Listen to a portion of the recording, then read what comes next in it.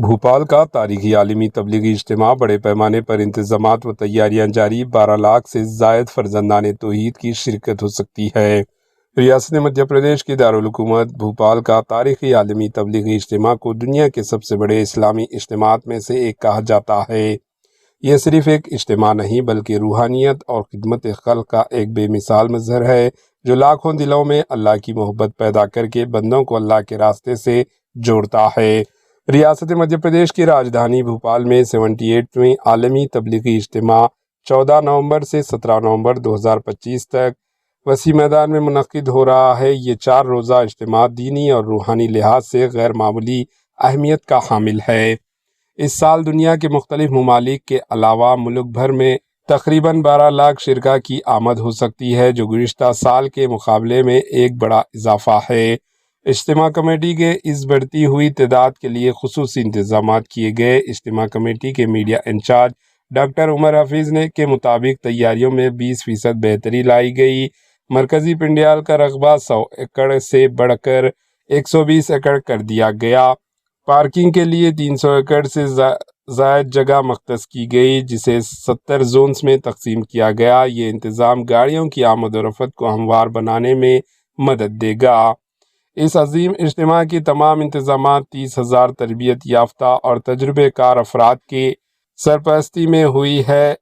ان میں 25,000 رضاکار اجتماع کمیٹی کے ہیں جبکہ 5,000 شہری انتظامیہ اور پولیس سے ہیں۔ یہ ٹیمیں صفائی، حفاظت، ٹریفک، پارکنگ اور پنڈیال کی انتظامات کی براہ راست نگرانی کر رہی ہے۔ ان کی محنت سے شرکاء کو بہترین سہولیات میسر آئے گی۔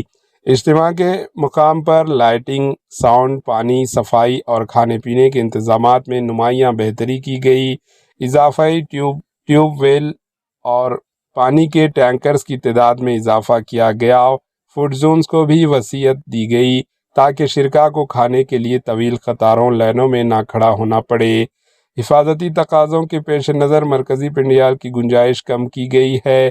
اس اجتماع میں ملک کے مختلف حصوں کے علاوہ بنگلہ دیش، خلیجی ممالک اور افریقہ سے بھی مہمانوں کی آمد آ سکتے ہیں۔ غیر ملکی شرکاء کے لیے خصوصی انتظامات کیے گئے۔ بھوپال کا یہ عالمی تبلیغی اجتماع دنیا کے 5 سب سے بڑے اسلامی اجتماعات میں سے ایک ہے۔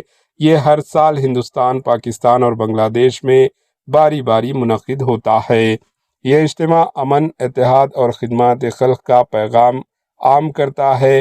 ہم سب کو اس کی کامیابی میں اپنا کردار ادا کرنا چاہیے۔ اس عظیم اجتماع کو کامیاب بنانے کے لیے نظم و ضبط، صفائی اور ٹریفک قاعدے پر عمل کرتے ہوئے اس روحانی سفر کا حصہ بنیں۔ اس نیوز کو زیادہ سے زیادہ شیئر کریں جو اجتماع میں شریک ہو سکیں۔ Bureau report, H N news.